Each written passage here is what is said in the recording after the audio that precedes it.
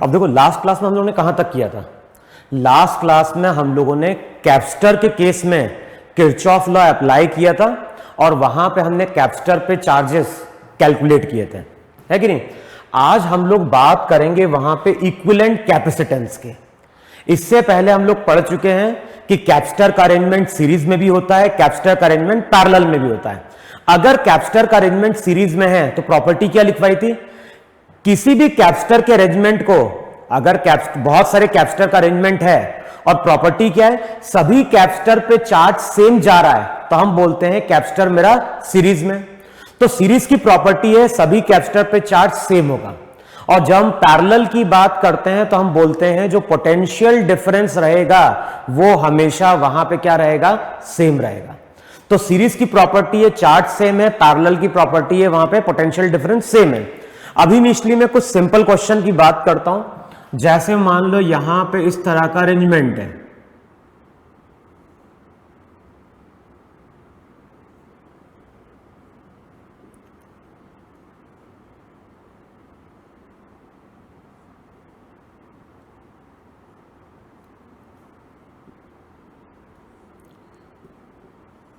जैसे मान लो इस तरह का कोई अरेंजमेंट दिया हुआ है।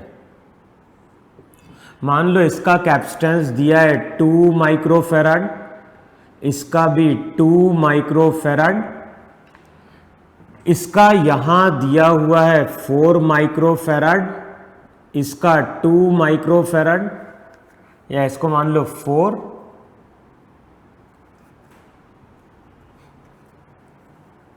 चलो इसको मान लो 4 माइक्रोफेराड, ये हो गया तुम्हारा 8 माइक्रोफेराड, ये हो गया 8 माइक्रोफेराड।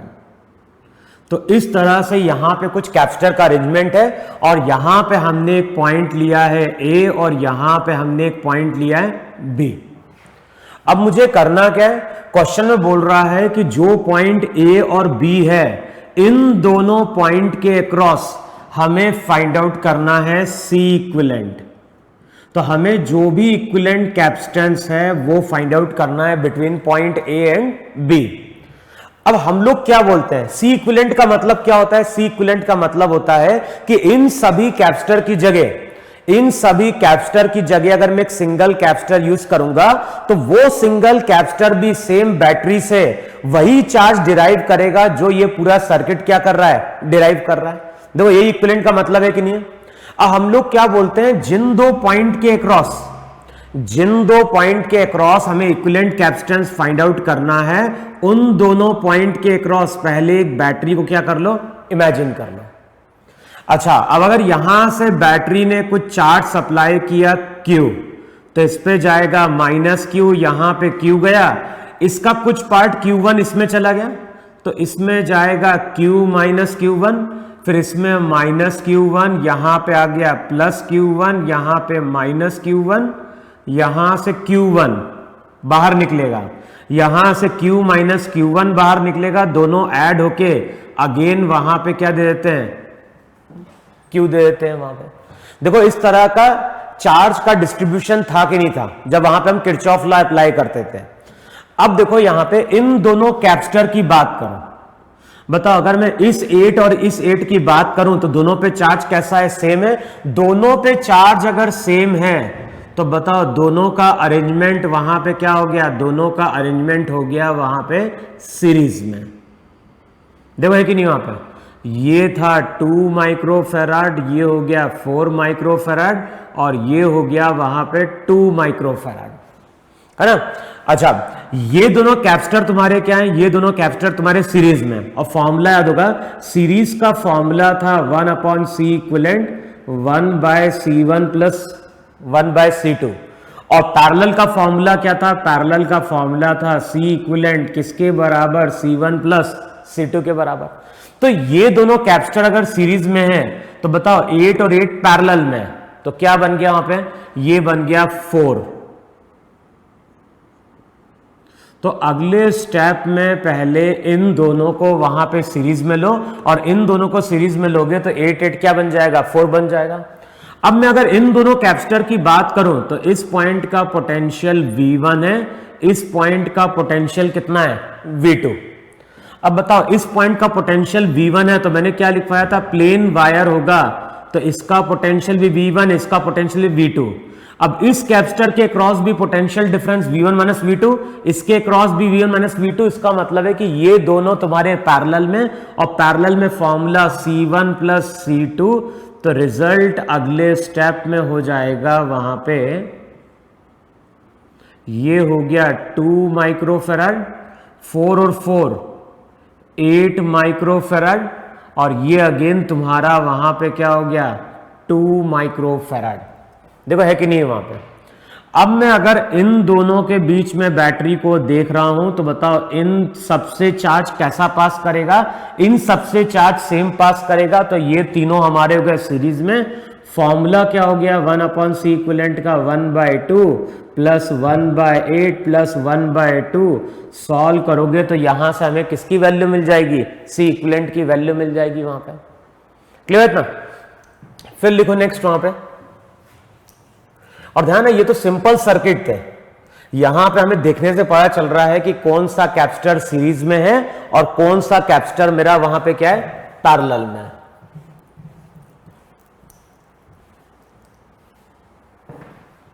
फिर देखो वहां पे मान लो हमारे पास कैपेसिटर है,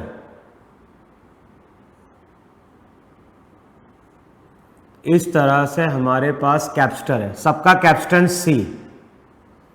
अगले स्टेप में यहां पे एक प्लेन वायर लगा दिया, यहां पे एक प्लेन वायर लगा दिया, और ये पॉइंट A, ये पॉइंट B। और क्वेश्चन में क्या बोल रहा है, क्वेश्चन में बोल रहा है find out C equivalent between point A and B। तो बताना है कि जो AB पॉइंट है, जो AB पॉइंट है उसके अबाउट, जो AB पॉइंट है उसके अबाउट C इक्विवेलेंट कितना होगा। अब देखो जिन दो पॉइंट के across C equivalent find out करना है, सबसे पहले वहां पे एक बैटरी को लाके क्या कर लो, इमेजिन कर लो वहां पे। अच्छा अब यहां पे अगर मैंने एक बैटरी को इमेजिन किया तो इस पॉइंट का पोटेंशियल V1, इसका V1, इसका V1, इसका V1। सिमिलरली इस प्लेट का पोटेंशियल अगर V2 है तो इसका V2, इसका भी V2, इसका भी V2, इसका भी V2, इसका भी क्या हो गया V2। अब बताओ मुझे यहां पे कितने कैपेसिटर हैं, अगर इसको अरेंज कर देखो कितने कैपेसिटर हैं जिनके क्रॉस पोटेंशियल डिफरेंस सेम है। तो चेक करो यहां पे V1 माइनस V2, देखो है कि नहीं वहां पे। फिर यहां पे भी क्या हो गया V1 माइनस V2, यहां पे भी क्या हो गया V1 माइनस V2, देखो है कि नहीं वहां पे। अब बताओ इन तीनों कैपेसिटर के अक्रॉस अगर पोटेंशियल डिफरेंस सेम है तो हम बोलेंगे ये अरेंजमेंट पैरेलल का है। और इसको थोड़ा इमेजिन भी कर सकते हो, ये C2, ये C2, इसको इधर लेके आ जाए, जैसे ये पॉइंट है, ये पॉइंट है, इस पॉइंट को इमेजिन करो इधर लेके आ गए, तो ऐसा बन गया कि नहीं बन गया। इसको इधर लेके आ गए तो ये प्लेट इसके साथ कनेक्ट हो गई। सिमिलरली इसको भी मूव करा के, इसको भी मूव करा के इधर ले आओ वहां पे, तो देखो इस तरह के 3 कैपेसिटर बनेंगे जिनका अरेंजमेंट वहां पे क्या होगा पैरेलल में होगा। और पैरेलल में फॉर्मूला वहां पे C इक्विवेलेंट का कितना हो जाएगा 3C हो जाएगा। देखो है कि नहीं वहां पे। तो कुछ क्वेश्चन इस तरह से होते हैं जहां पे इस तरह की हम प्रॉपर्टी यूज करते हैं कि अगर कोई प्लेन वायर होगा तो पोटेंशियल का कोई ड्रॉप नहीं होगा, पोटेंशियल थ्रू आउट हम क्या लेंगे वहां पे सेम लेंगे। क्लियर है इतना। फिर नेक्स्ट देखो, ये केस मैंने डिस्कस भी किया था और मैंने तुम लोगों को होमवर्क भी दिया था, और मैंने वहां पे क्या डिफाइन किया था, मैंने वहां डिफाइन किया था कि अगर हमारे पास इस तरह से एक सर्किट है, अब मैं इस रिजल्ट को प्रूव नहीं करने जा रहा हूं, मैंने तुम्हें बोला भी था कि करके देखना वहां पे। मान लो ये कैपेसिटर C1 है, ये C2 है, ये C3 है और ये C4 है, ये है C5, ये पॉइंट A और B है। इन दोनों पॉइंट के अक्रॉस वहां पे हमने एक बैटरी को लाके कनेक्ट किया था। अब वहां मैंने क्या बोला है, वहां पे मैंने बोला है कि अगर C1 बाय C2, अगर C1 बाय C2 किसके बराबर है, C3 बाय C4 के बराबर है, अगर C1 bye C2 C3 bye C4 के बराबर है, तो इसका मतलब ये होता है कि ये जो पॉइंट होता है और ये जो पॉइंट होता है, ये दोनों पॉइंट सेम पोटेंशियल पे होते हैं। अगर कभी ऐसा हो रहा है कि C1 bye C2 C3 bye C4 के बराबर है, तो इसका मतलब है कि ये दोनों पॉइंट मेरे सेम पोटेंशियल पे होंगे, और ये दोनों पॉइंट अगर सेम पोटेंशियल पे होंगे तो इस कैपेसिटर के across potential difference zero, potential difference zero, तो चार्ज भी क्या हो गया, जीरो। तो रिजल्ट क्या ध्यान रखना है, रिजल्ट ध्यान रखना है कि अगर C1 bye C2 C3 bye C4 के बराबर है, तो इस पॉइंट को डिफाइन करो D, इसको डिफाइन करो E। अगर C1 bye C2 C3 bye C4 के बराबर है, तो रिजल्ट क्या है, रिजल्ट है वहां पे D और E पॉइंट इन दोनों का पोटेंशियल सेम होगा, और इन दोनों का पोटेंशियल अगर सेम होगा तो इसका मतलब है कि इस कैपेसिटर के cross potential difference zero, potential difference zero, तो कैपेसिटर का चार्ज भी क्या हो गया, जीरो। तो हम लोग बोलते हैं C1 bye C2 C3 bye C4 के बराबर है, तो बीच वाले कैपेसिटर से कोई चार्ज पास नहीं करेगा। अब ये ध्यान रखना है, अगर बीच वाले कैपेसिटर से कोई चार्ज पास नहीं कर रहा है, इसका मतलब है कि इस कैपेसिटर का अब हमारे लिए कोई यूज नहीं है। जैसे मैं अगर बोल रहा हूं कि मान लो इस तरह का सर्किट है,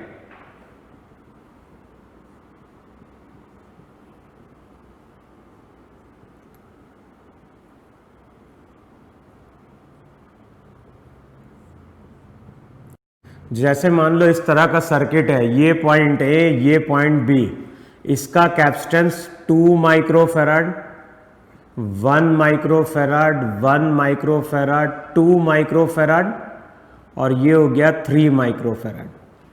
अब क्वेश्चन में क्या बोल रहा है, क्वेश्चन में बोल रहा है कि जो भी इक्विवेलेंट कैपेसिटेंस है वो हमें फाइंड आउट करना है ए बी के अक्रॉस। इसका मतलब है कि इन दोनों पॉइंट पे हमें एक बैटरी को क्या करना है, इमेजिन करना है। अब प्रॉपर्टी क्या है, यहां से जो भी चार्ज जाएगा तो उसके लिए यही प्रॉपर्टी एप्लीकेबल है कि नहीं एप्लीकेबल है। अब बताओ 2:1 C1 bye C2 C3 bye C4 के इक्वल है, इसका मतलब है बीच वाले कैपेसिटर पे कोई चार्ज नहीं जाएगा। और ध्यान रखना है, जब भी हम C इक्विवेलेंट कैलकुलेट करते हैं, जब भी हम C इक्विवेलेंट कैलकुलेट करेंगे तो हम केवल वही कैपेसिटर कंसीडर करेंगे जिनसे चार्ज क्या हो रहा है, पास कर रहा है। जिस कैपेसिटर से चार्ज पास नहीं करता है उस कैपेसिटर का कोई यूज नहीं होगा, और उस कैपेसिटर को वहां पे हम हटा सकते हैं। अच्छा, अब यहां से जो भी Q चार्ज आया, अगर Q1 इसमें गया तो बताओ Q1 इसमें जाएगा कि नहीं जाएगा। सिमिलरली इसमें अगर गया Q माइनस Q1, तो यहां पे भी क्या होगा, Q माइनस Q1 जा रहा होगा। इसका मतलब है कि ये दोनों कैपेसिटर क्या हो गए, सीरीज में। ये दोनों सीरीज में, तो अगले स्टेप में डायग्राम बन जाएगा वहां पे 2 और 2 सीरीज में, तो ये हो गया 1 माइक्रोफैराड। 1 और 1 सीरीज में, तो ये हो गया अगले स्टेप में 1 माइक्रोफैराड। अब इसका पोटेंशियल V1, इसका पोटेंशियल V2। बताओ, इस कैपेसिटर की बात करें और इस कैपेसिटर की बात करें, पोटेंशियल डिफरेंस सेम, तो हम बोलेंगे ये दोनों पैरेलल में। अच्छा, 1 और 1 1/2। अब ये दोनों अगर पैरेलल में है तो C इक्विवेलेंट हो जाएगा 1 + 1/2, दैट इज 3/2 माइक्रोफैराड। देखो है कि नहीं वहां पे। तो इस तरह का सर्किट बहुत कॉमन है, तो याद रखना है C1 bye C2 C3 bye C4 के बराबर है, तो बीच वाले कैपेसिटर से कोई चार्ज पास नहीं करेगा। अब लिखो, एक क्वेश्चन लिखो जरा इस पे, क्वेश्चन लिखो वहां पे, take the potential, take the potential, take the potential of point B, take the potential of the point B as shown in figure is 0.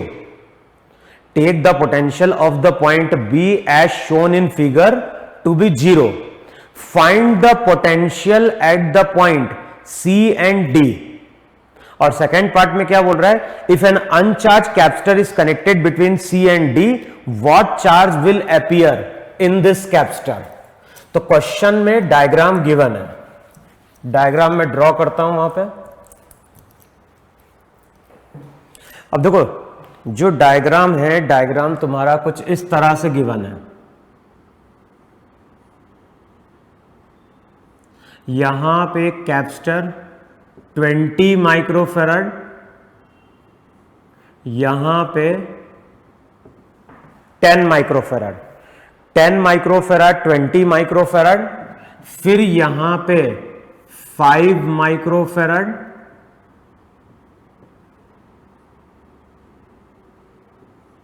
वहां पे 5 माइक्रोफैराड और यहां पे आ गया 10 माइक्रोफैराड।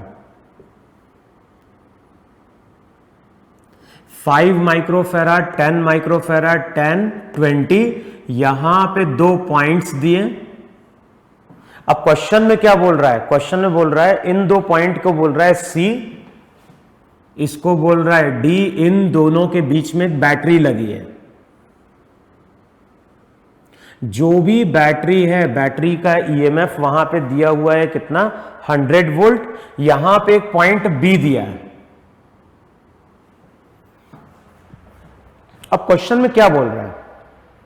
क्वेश्चन में बोल रहा है find the potential at the point C and D. तो हमें सी और डी पॉइंट के बीच का पोटेंशियल डिफरेंस फाइंड आउट करना है। किसको जीरो पकड़ना है? बी वाले को वहां पे जीरो पकड़ना है। अब देखो हम लोग क्या बोलते हैं, जैसे मान लो एक कैपेसिटर है, कैपेसिटर कैपेसिटेंस, इस पे चार्ज है प्लस क्यू, इस पे charge minus Q, capacitor capacitance C. अब इस प्लेट का पोटेंशियल V1 तो इसका V1, इसका अगर V2 तो इसका भी क्या हो गया? V2। अब देखो ध्यान दो क्या करना है। अगर मान लो हम यहां पे बोलते हैं कि यहां पे एक पॉइंट A है, यहां पे एक पॉइंट B है और हम जा रहे हैं A से B। अगर हम जा रहे हैं A से B तो देखो लिखेंगे कैसे? इस पॉइंट का पोटेंशियल V1, कैपेसिटर के क्रॉस जा रहे हैं हायर से लोअर तो डिक्रीज करेगा, डिक्रीज करेगा तो कितना पोटेंशियल का ड्रॉप होगा? Minus Q by C. Higher to lower जा रहा है तो इस कैपेसिटर के अक्रॉस जो पोटेंशियल डिफरेंस होगा वो होगा माइनस क्यू बाय सी। इसको अगले स्टेप में V2 के बराबर इक्वेट कर देना। तो ये भी एक तरीका है लिखने का कि V1 माइनस V2 किसके बराबर? Q बाय सी के बराबर। यानी हम क्या कर रहे हैं, एक पॉइंट से चलना स्टार्ट कर रहे हैं, पाथ में जो भी गेन आएगा, लॉस होता आएगा, उसको हम ऐड या सब्ट्रैक्ट करते जाएंगे और उसको हम किसके बराबर इक्वेट कर देंगे? दूसरे पॉइंट के पोटेंशियल के बराबर इक्वेट कर देंगे। अब चेक करो, मान लो अगर यहां पे कैपेसिटर पे कोई चार्ज नहीं होता तो क्या होता?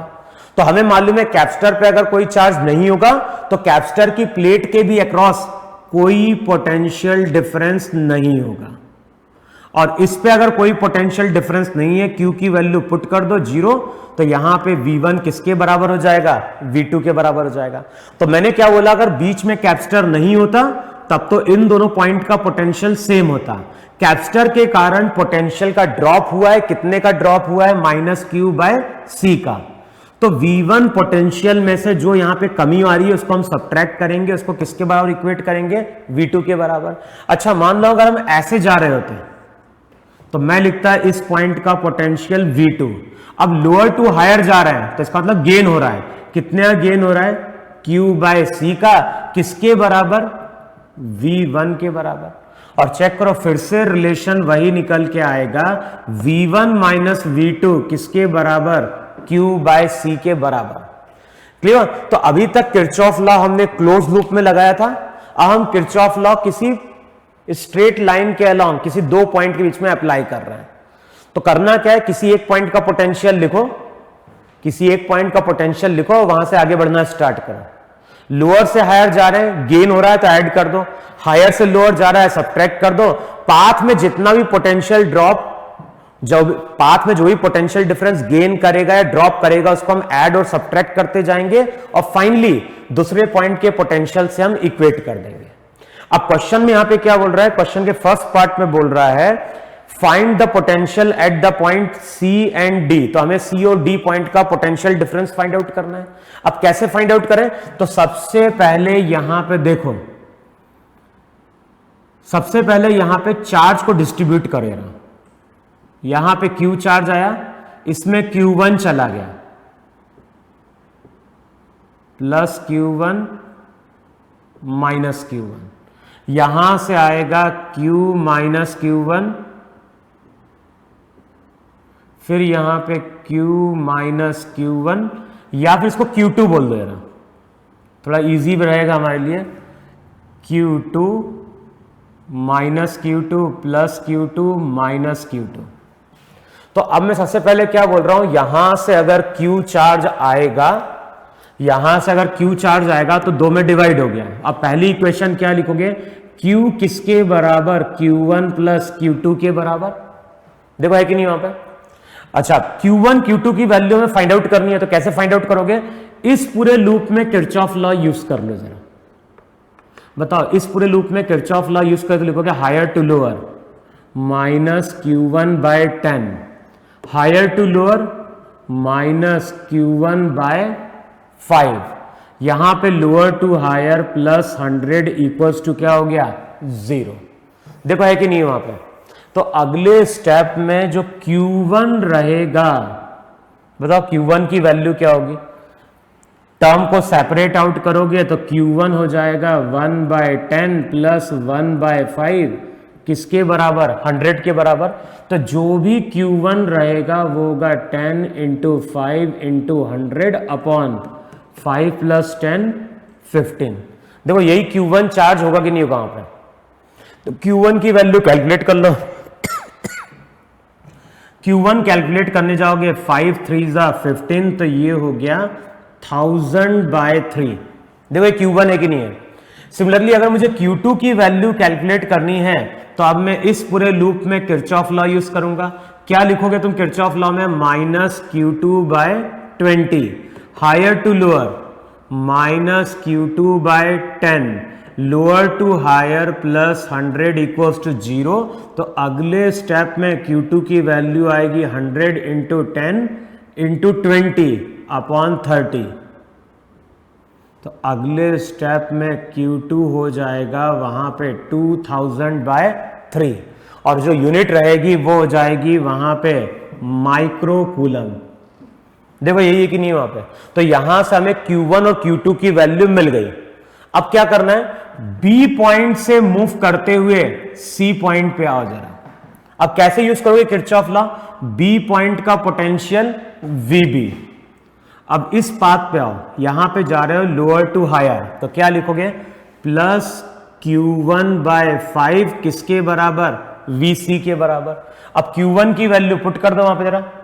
Q1 कितना था, 1000/3, तो VB प्लस 1000/3 डिवाइड बाय 5, तो ये हो जाएगा 200/3 equals to VC।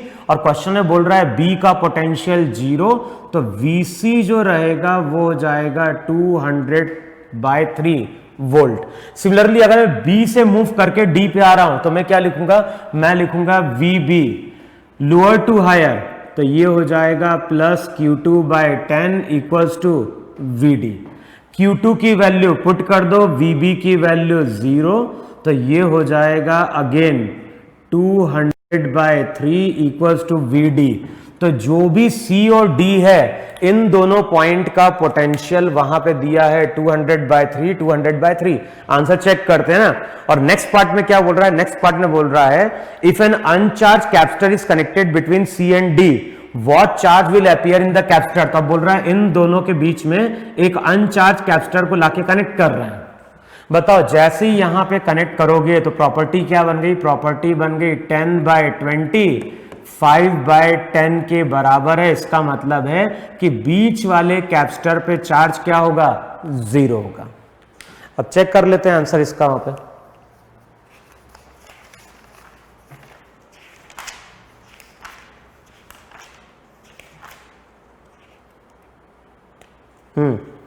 First part में बोल रहा है 200/3 एट ईच पॉइंट, और सेकेंड पार्ट का आंसर क्या बोल रहा है, 0।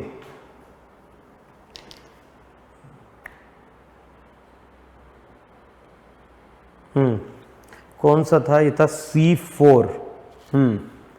अब देखो जरा नेक्स्ट फिर वहां पे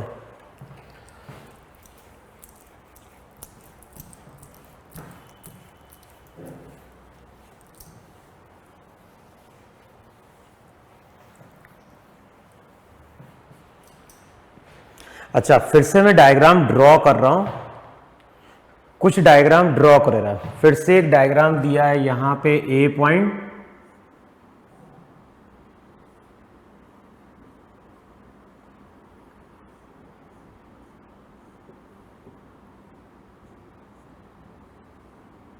इस तरह से कुछ अरेंजमेंट दिए हैं कैपेसिटर के, है ना। ये दिया है 2 माइक्रोफैराड, फिर यहां पे दिया है 3 माइक्रोफैराड, 4 माइक्रोफैराड, 8 माइक्रोफैराड, 2 3 4 और ये हो गया 6। यहां पे ए, यहां पे है बी, फिर यहां पे कैपेसिटर लगा है, इस तरह का अरेंजमेंट दिया है। और ये कैपेसिटर दिया है 10 माइक्रोफैराड। क्वेश्चन में क्या बोल रहा है? क्वेश्चन में बोल रहा है find out equivalent capacitance between point A and B. तो बताना है कि जो ए बी पॉइंट है उसके अक्रॉस इक्विवेलेंट कैपेसिटेंस कितना है। तो देखो है क्या, ये पॉइंट है डी, ये पॉइंट है ई, इन दोनों के बीच में कैपेसिटर लगा है 10 माइक्रोफैराड। अगले स्टेप में इस सेटअप को हम ऐसे भी ड्रॉ कर सकते हैं। देखो ये 10 माइक्रोफैराड था ना। अब बताओ फिर से प्रॉपर्टी क्या है, इन दोनों पॉइंट के अक्रॉस कैलकुलेट करना है। तो बैटरी इसके अक्रॉस इमेजिन करनी है तुम्हें। बताओ C1 bye C2 C3 bye C4 के बराबर है, इसका मतलब इसका कोई यूज नहीं है। अब ये दोनों क्या हो गए सीरीज में, ये दोनों अगर सीरीज में होंगे तो क्या होगा C1 C2 upon C1 plus C2, तो ये हो जाएगा 6/5। ये दोनों फिर से सीरीज में, तो ये हो जाएगा वहां पे 24/10। देखो यही फॉर्मूला है कि नहीं है, C1 C2 upon C1 plus C2। बाद में ये दोनों क्या हो जाएंगे पैरेलल में, तो रिजल्ट यूज करो 6/5 प्लस 24/10, यही तुम्हारा वहां पे क्या होगा C इक्विवेलेंट हो जाएगा वहां पे। क्लियर? तो इस तरह से वहां पे हम क्वेश्चन क्या करते हैं, सॉल्व करते हैं वहां पे। फिर देखो ऐसा सेटअप, कई बार क्वेश्चन में इस तरह का सेटअप दिया रहता है। यहां पे बोल रहा है 4,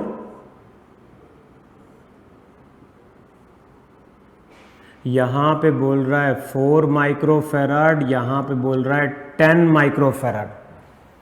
4 10 3, तो रिजल्ट दिया है 4 10 3। यहां पे गया है 2,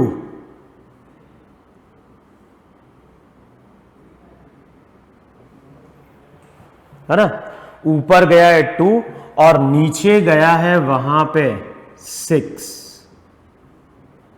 इस तरह से गिवन है।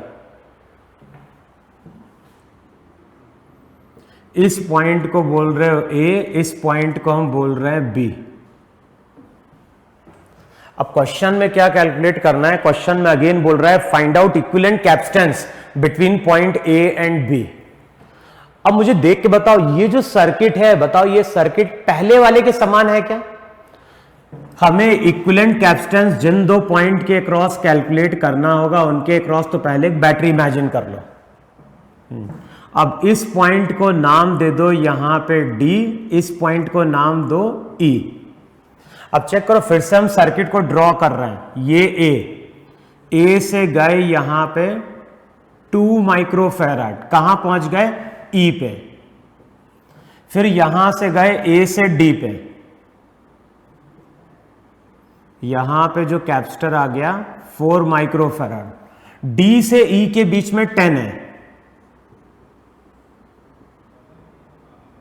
फिर ई से कनेक्टेड है 3, ये बी है। फिर यहां पे डी से भी कनेक्टेड है बी, और बताओ डी से कनेक्ट होगा बी, तो इनके बीच में 6 माइक्रोफैराड। देखो है कि नहीं वहां पे, तो यहां पे 2 4 10 6, ऊपर आ गया 3। देखो है कि नहीं वहां पे। बताओ फिर से प्रॉपर्टी क्या है, 2/4 3/6 के बराबर है। इसका मतलब है अगेन बीच वाले का कोई यूज नहीं है।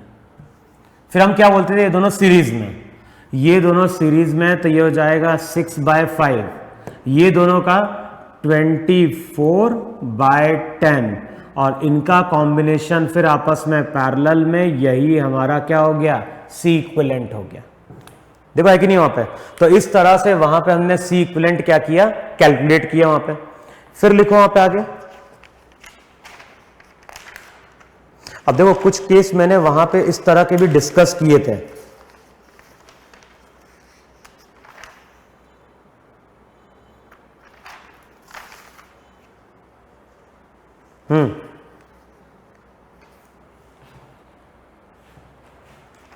देखो रे इस क्वेश्चन को, अब देखो यार,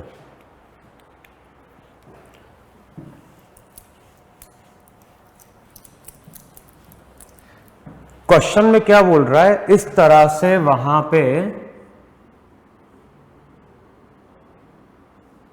कैपेसिटर है, यहां पे दिया है 1 माइक्रोफैराड, यहां पे दिया हुआ है 3 माइक्रोफैराड। इन दोनों के बीच में जो कैपेसिटर है उसका कैपेसिटेंस दिया है 4 माइक्रोफैराड, फिर यहां पे दिया हुआ है 3, और यहां से अगर जाओगे तो यहां पे फिर से दिया है 1 माइक्रोफैराड। अब ये जो पॉइंट है, क्वेश्चन में क्या बोल रहा है, find out the equivalent capacitance of the combination in the shown figure between the indicated points. तो ये पॉइंट ए है, ये पॉइंट बी है, और हमें क्वेश्चन में क्या करना है, हमें क्वेश्चन में इक्विवेलेंट कैपेसिटेंस फाइंड आउट करना है। किन दोनों के बीच में, हमें इक्विवेलेंट कैपेसिटेंस फाइंड आउट करना है between point A and B. अब फिर से चेक करो जरा, C1/C2 C3/C4 इक्वल है क्या, नहीं इक्वल है। वहां प्रॉपर्टी क्या थी, C1/C2 C3/C4 के बराबर है, तो मैंने क्या बोला, मिडिल वाले कैपेसिटर पे कोई चार्ज नहीं जाता है।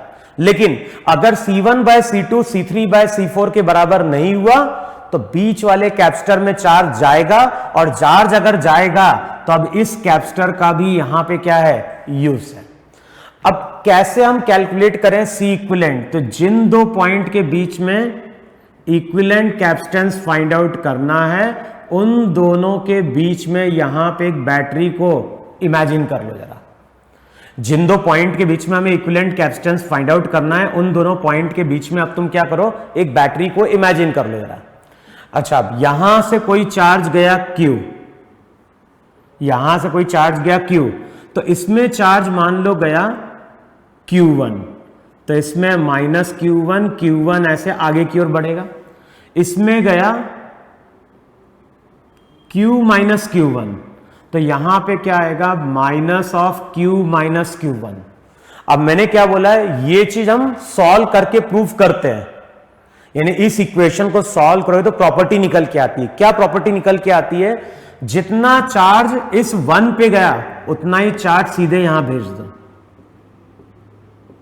और जो चार्ज यहां पे गया वो चार्ज यहां भेज दो।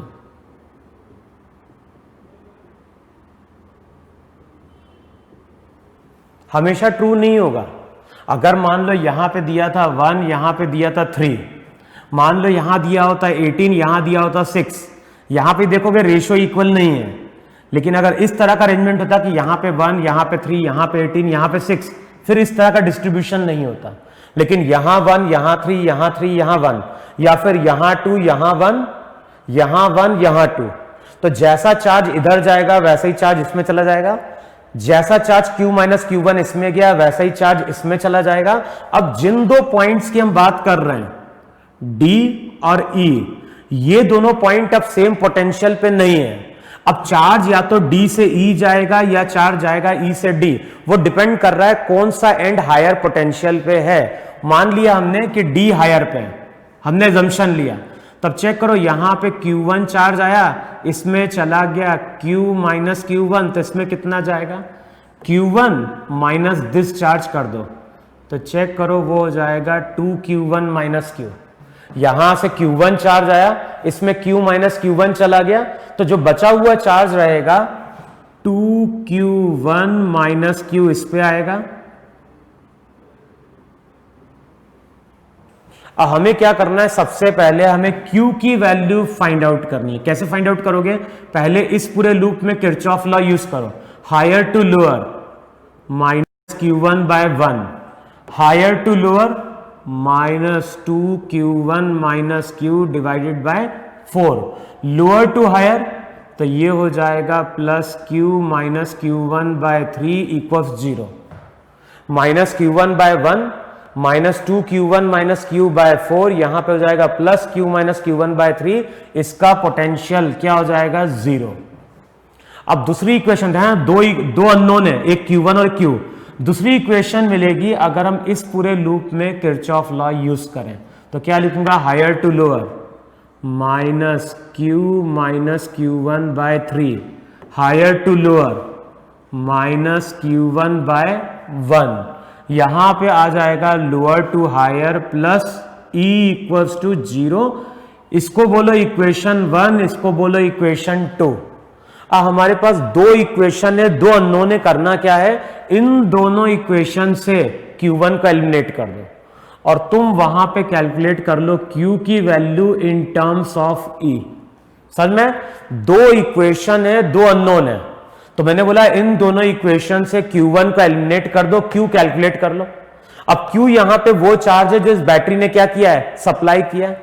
अगले स्टेप में पूरे कैपेसिटर की जगह एक सिंगल कैपेसिटर यूज करो।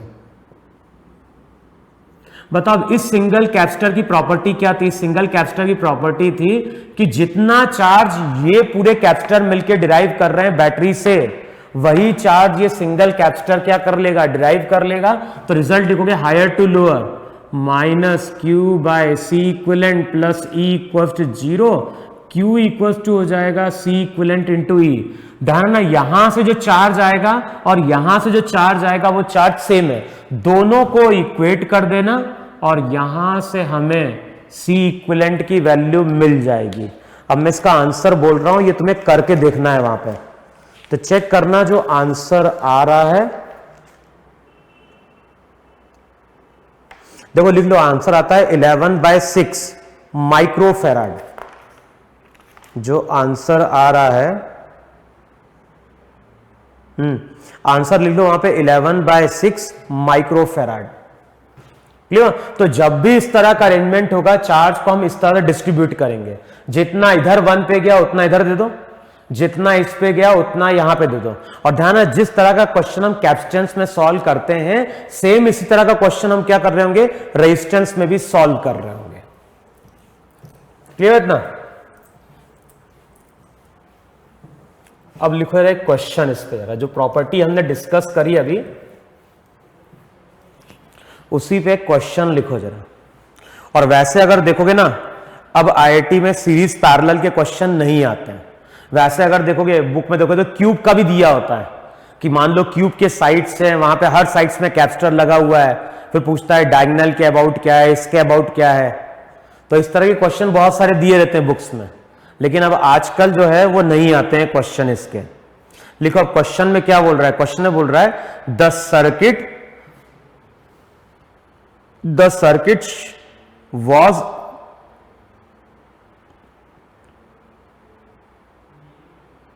देखो क्या बोल रहा है, क्वेश्चन में एक सर्किट है और क्वेश्चन में बोल रहा है ये जो सर्किट है ये लॉन्ग टाइम पे है, यानी इस स्टेट में लॉन्ग टाइम पे है। अब देखो क्वेश्चन में क्या है, यहां पे एक तो अर्थिंग शो कर रहा है, फिर यहां पे लोअर हायर 50 वोल्ट है ना, फिर यहां पे दो कैपेसिटर,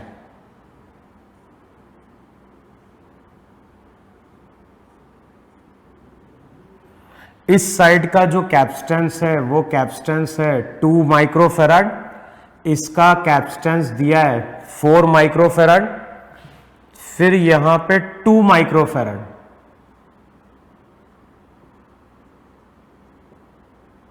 यहां पे 2 माइक्रोफेराड और फिर यहां पे दिया हुआ है 4 माइक्रोफैराड, 4 2 2 4, और यहां पे अगेन शो कर रहा है अर्थिंग। अब क्वेश्चन में क्या बोल रहा है, इनिशियली ये स्विच है और ये स्विच मेरा खुला हुआ है। तो क्वेश्चन में क्या बोल रहा है, the circuit shown in the figure, the circuit was in the shown state, ऐसा बोल रहा है। The circuit was in the shown state for a long time, now the switch is closed,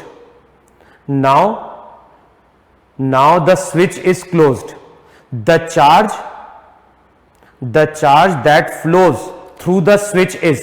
तो क्वेश्चन में क्या बोल रहा है, सर्किट इस स्टेज में या इस स्टेट में लॉन्ग टाइम के लिए, स्विच को हमने क्लोज किया और बताना है कि इस स्विच से कितना चार्ज फ्लो करता है। 4 ऑप्शन दिए हैं। पहला ऑप्शन है 400/3 microcoulomb, second option 100 microcoulomb, third 50, fourth हो गया 100/3 माइक्रोकूलम। क्लियर है इतना? तब चेक कर लेते हैं वहां पे आंसर क्या बनेगा वहां पे। तो सबसे पहले तो स्विच खुला हुआ है। अब स्विच अगर ओपन होगा तो ध्यान रखना है, यहां से कोई क्यू चार्ज आया और यहां से अगर कोई क्यू चार्ज आया होगा तो चार्ज तो यहां पे डिवाइड हुआ होगा। ये स्विच अभी ओपन है तो मान लो इसमें चार्ज गया Q1 minus Q1 Q1 minus Q1, यहां पे चार्ज गया मान लो Q2 minus Q2 Q2 minus Q2। पहली प्रॉपर्टी हम क्या यूज करेंगे, पहली प्रॉपर्टी यूज करेंगे Q1 प्लस Q2, Q के बराबर है। अब अगले स्टेप में मुझे Q1 और Q2 की वैल्यू फाइंड आउट करनी है, तो क्या करो, यहां से चलना स्टार्ट करो। इस पॉइंट का पोटेंशियल 0, यहां पहुंचो, लोअर टू हायर प्लस 50, फिर यहां से यहां पे आओ, higher to lower minus Q1/4, higher to lower minus Q1/2, यहां पहुंचोगे और इस पॉइंट का पोटेंशियल 0। समझे? इस पॉइंट से चलना स्टार्ट किया, जो भी पाथ में मिलता गया ऐड सब्ट्रैक्ट करते गए और उसको हमने इस पॉइंट के पोटेंशियल के बराबर इक्वेट कर दिया। अब चेक कर लो यहां से वैल्यू कितनी आएगी, तो वैल्यू हो जाएगी अगले स्टेप में Q1 1/4 plus 1/2 equals to 50। Q1 की वैल्यू कितनी आ जाएगी, 4 × 2 × 50 अपॉन कितना 6। देखो है कि नहीं वहां पर, या फिर 1/2 1/4, तो ये 3/4 लिख दे डायरेक्ट, है ना, तो वो भी हो जाएगा वहां पे। अब 2 3, तो अगले स्टेप में रिजल्ट आ गया 200/3। देखो चेक करो है कि नहीं वहां पे। अब Q2 की वैल्यू कैलकुलेट करनी है, तो यहां से मूव करके यहां पे आओ जरा। अब बताओ यहां से मूव करते हुए जाओगे, फिर से क्या लिखोगे, 0, lower to higher plus 50, higher to lower minus Q2/2, higher to lower minus Q2/4 equals to 0। बताओ इक्वेशन फिर से सेम आ गई कि नहीं आ गई? इक्वेशन अगर सेम आएगी तो Q2 की वैल्यू अगेन 200/3 होगी। और ऐसा हम देख के ही बोल सकते हैं कि पाथ में अगर रेजिस्टेंस सेम होता है तो चार्ज मेरा क्या होता है, इक्वली डिवाइड हो जाता है। देखो है कि नहीं वहां पे? तो इनिशियली दोनों कैपेसिटर पे, इनफैक्ट चारों कैपेसिटर पे चार्ज क्या है, 200/3 गया है। अब क्वेश्चन में स्विच को क्या कर दिया है, क्लोज कर दिया। देखो है कि नहीं वहां पे? अब अगले स्टेप में स्विच को वहां पे क्या कर दिया गया है, क्लोज कर दिया गया। अब स्विच को क्लोज किया गया है तब प्रॉपर्टी यूज करनी पड़ेगी। अब ध्यान, अब कैपेसिटर सीरीज में नहीं बन रहा है।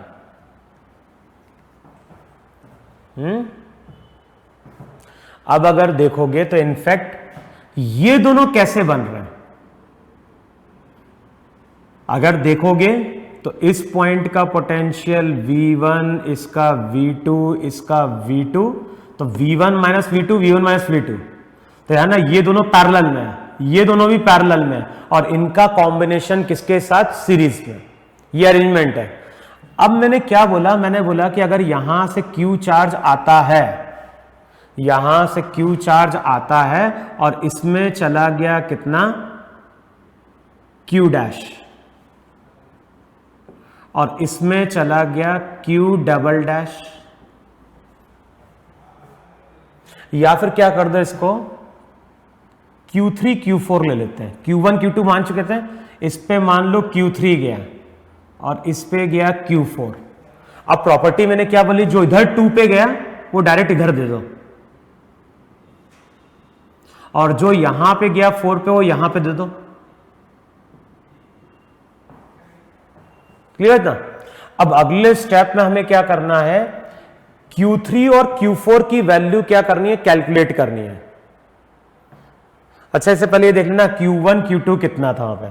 तो अब अगले स्टेप में अगर मुझे Q3 Q4 की वैल्यू कैलकुलेट करनी है तो चेक करो, वहां पे पहले इस पूरे लूप में किरचॉफ लॉ यूज करो। एक रिजल्ट तो मेरा एप्लीकेबल हो गया, Q equals to Q3 plus Q4। देखो है कि नहीं वहां पे। फिर इस पूरे लूप में अगर किरचॉफ लॉ में जाओगे तो हायर टू लोअर क्या लिखोगे, minus Q4, higher to lower minus Q4 by 2, lower to higher plus Q3 by 4 equals to 0। तो ये हो गई इक्वेशन 1, ये हो गई इक्वेशन 2। देखो है कि नहीं यहां पे हो जाएगा minus Q4 by 2 plus Q3 by 4 equals 0। Next equation क्या मिलेगी, ध्यान, Q4 Q3 दोनों ही अननोन है, तो अब किसी एक पाथ से मूव करते हुए हम यहां पहुंच जाते हैं। क्या लिखोगे, 0, लोअर टू हायर प्लस 50, यहां पे हायर टू लोअर तो माइनस Q3 बाय 4, फिर यहां पे higher to lower, higher to lower तो ये हो जाएगा माइनस Q4 बाय 2। चेक करो, यहां पे 0 plus 50 minus Q3 by 4 minus Q4 by 2, यहां पे क्या हो गया 0। इसको बोलो इक्वेशन 3। अब करना क्या है, अब मैं सॉल्व नहीं कर रहा हूं, तुम्हें करके देखना है। इन दोनों इक्वेशन को सॉल्व कर दो। दो इक्वेशन है, दो अननोन है, यहां से Q3 और यहां से Q4 कैलकुलेट कर लो।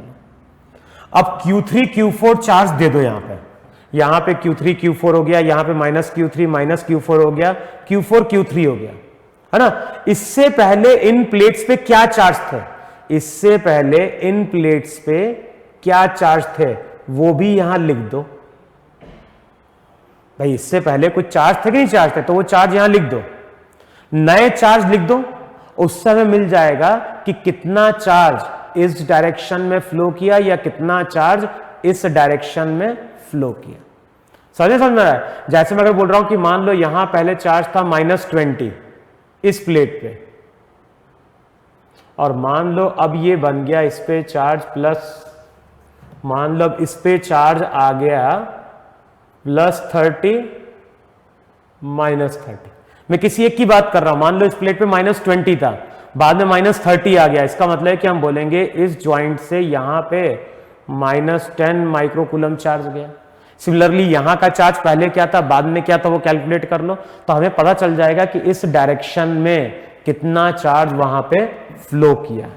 क्लियर? तो जो 4 ऑप्शन है वो मैंने तुम्हें बता दिए, मुझे आंसर चेक करना पड़ेगा कि आंसर क्या है, लेकिन जो 4 ऑप्शन है वो है 400/3, 100, 50 और 100/3। तो अब चेक करना इन चारों में से कौन सा ऑप्शन आता है। क्लियर? तो इस तरह से वहां पे हम सी इक्विवेलेंट की प्रॉपर्टी यूज करके न्यूमेरिकल क्या करते हैं, कई बार सॉल्व करते हैं। अब करना क्या है, मॉड्यूल में जितने भी क्वेश्चन दिए सी इक्विवेलेंट के, सबको वहां पे सॉल्व कर लो, क्योंकि अगली क्लास आएगी हमारी डाइलेक्ट्रिक की। तो ये मान के चलो कि हमारी एटलीस्ट 3 क्लासेस बची हैं। 2 क्लास में हम डाइलेक्ट्रिक की बात करेंगे और 1 क्लास में हम बात करेंगे नंबर ऑफ प्लेट्स की, कि नंबर ऑफ प्लेट्स दी होंगी, उनके थ्रू कैपेसिटर फॉर्म कर रहे होंगे। तो तुम पकड़ो ऑलमोस्ट 2 या 3 लेक्चर्स बाकी हैं, उसमें हमारा कैपेसिटेंस खत्म हो जाएगा, फिर हम लोग नेक्स्ट टॉपिक पे आ जाएंगे वहां पे। क्लियर? तो अगली क्लास में अगले लेक्चर स्टार्ट होने के पहले तुम्हें जितने भी सी इक्विवेलेंट के क्वेश्चन उसको सॉल्व करना है। क्यूब वाले क्वेश्चन अभी छोड़ देना, क्योंकि जब करंट इलेक्ट्रिसिटी पढ़ोगे तो वहां पे हम देखेंगे, वहां पे 1-2 केस हम ले लेंगे कि किस तरह से हम क्वेश्चन सॉल्व करते हैं क्यूब वाले। तो सेम वही कॉन्सेप्ट हमें यहां पे भी क्या करना पड़ता है, अप्लाई करना पड़ता है। ठीक है? तो इतना नोट डाउन कर लो।